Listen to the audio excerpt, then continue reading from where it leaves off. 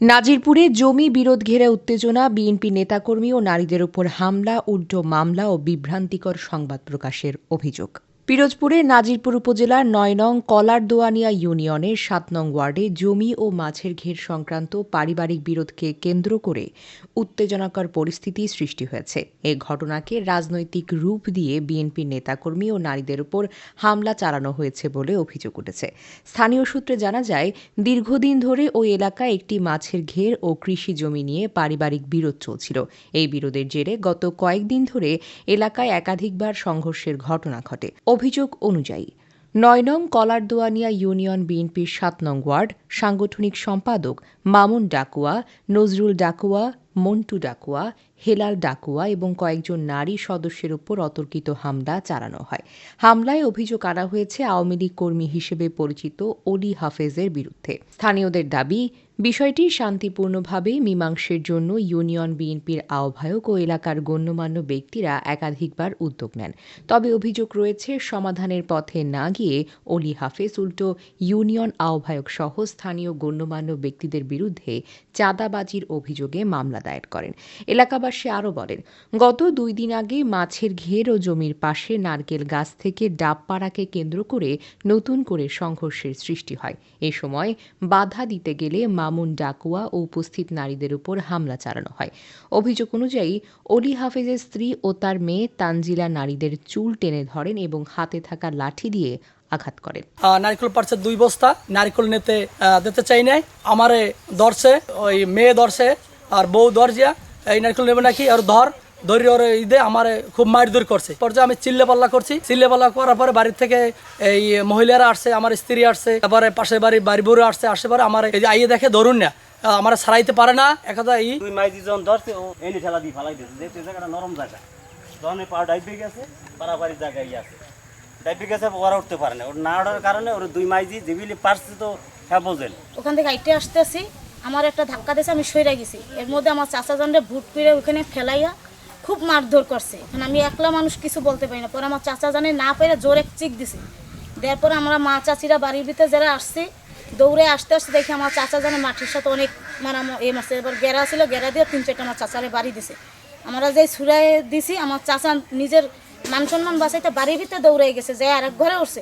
সেরা এখান থেকে কত বড় পাওয়ার তাদের মাইজিয়ার, সেরা আমার চাচার পিস দৌড়াই চলে গেছে। যাইয়া সেই ঘরের ভিতরে আমার চাচারে ওরকম আবদল করে বেকায়দা মারছে। আমার এক ফুপম্মা ওইখানে আসিল, ফুপম্মা প্রতিবাদ করতে যায়, তারে দরজার খিলতে এভাবে একটা বাড়ি দিয়েছে, তার হাতের আহাটা অনেক কালো হয়ে গেছে। ওই মামুন এই দুপুর দিয়ে ঢুকছে, এই যে আমি দেখছি, আর ওই অলির মাইয়া ওই দুয়ের দিয়ে ঢুকতে ওই যে ওই জড়াজড়ি দিতে আছে, আমি লৌরি ঘরে ঢুকছি। এই আমার ওই অর্ডর খুললে টুলে একটা বাইর করে চুরমার করে দিতে আছে। আমি ওই সময় অলির মাইয়ের ধরছি যে তুই মোবাইল আর তো আমার মোবাইল কই, আর আমার ডয়ের ভিতর 4,500 টাকা আসলে হেও নাই। আর ওই মোবাইল আমি খাবার দিয়ে রাখছি, সত্যি আমি মোবাইল দিই না, আমি মোবাইল খাবার দিয়ে রাখছি। এই সময় আমার ও ঠ্যাঙ্গা দিয়ে বাড়ি দিয়েছে, এই তো এই ঠ্যাঙ্গা দিয়ে বাড়ি দিয়েছে। আমি আমার মোবাইলে আলাদাছে, আমি খাবার দিয়ে রাখতে চাইছি, এই সময় ঠ্যাঙ্গা দিয়ে আমার এই যে বাড়ি দিয়ে ওই কাটতে লেগেছে, এইরকম ফুললে উঠছে। আর তোমার তোমার ব্যথা ইয়েই গেছে। পরবর্তীতে ঘটনার চিত্র ভিন্নভাবে উপস্থাপন করে মামুন ডাকুয়া সহ একাধিক ব্যক্তির বিরুদ্ধে চাঁদা দাবি ও মারধরের অভিযোগ এনে বিভিন্ন পত্রিকায় সংবাদ প্রকাশ করা হয়েছে বলে দাবি করেছেন স্থানীয়রা। সরেজমিনে কথা বলে জানা গেছে, প্রকৃতপক্ষে হামলার শিকার মামুন ডাকুয়া ও ওই নারীরাই।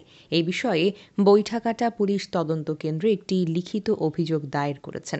এলাকাবাসী ঘটনার সুষ্ঠু ও নিরপেক্ষ তদন্তের মাধ্যমে প্রকৃত সত্য উদ্ঘাটনের পাশাপাশি দোষীদের বিরুদ্ধে আইনানুগ ব্যবস্থা গ্রহণের দাবি জানিয়েছেন।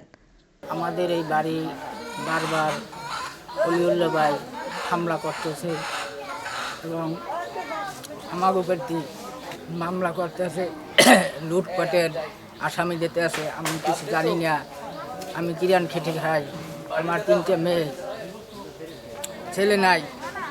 বারবার আমারে অনাহত হ্যাস্ত করে এবং আমারে বলতে গেছে 4 দিনের মধ্যে তুমি উদাও হয়ে যাবা এবং তোমার পরিবারবর্গ বিলীন করে দেবো। এবং তোর ভগ্নিপতি আসছে বলছে, তুমি এগুলান করো কেন, তোমার ঘরের সামনে এগুলান, তোমার জবাবদারি করতে হইবে। তুমি যদি জবাবদারি না করতে পারো তাহলে তোমারে রাইতের মধ্যে উদাও করে দেবো। পাঞ্জামি টুপি মাথায়, কিন্তু ফস করে এখন দা বাইরে করে ফেলায়, এত বড় দা। হ্যাঁ, দেখলে আপনারা বুঝবেন দাটা কী দেয়া, সেটা আমি করতে পারি না, কিন্তু এটা লই সবসময় সে হাঁটাচলা করে। কোনো প্রশাসন তাকে ই করে না যে এইটা করে ন্যায় করে না অন্যায় করে, এই কোনো প্রশাসন আইয়া আজ পর্যন্ত শুরু হওয়া ব্যবস্থা দেয় না। যত প্রশাসন আনে এর মাধ্যমে চলে যায়, হে টাকা দিয়ে খাইয়ে প্রশাসন চলে যায়, কিন্তু সে তার পক্ষপাতী সবাই কথা কয়, কিন্তু আজ পর্যন্ত আমরা শুরু হওয়া ব্যবস্থা পাই না। কিন্তু আমরা বলতে চাই প্রশাসনের সাথে এটাকে সুষ্ঠুভাবে দেখিয়ে আমাকেও সুষ্ঠু সমাধান দিয়ে যায়।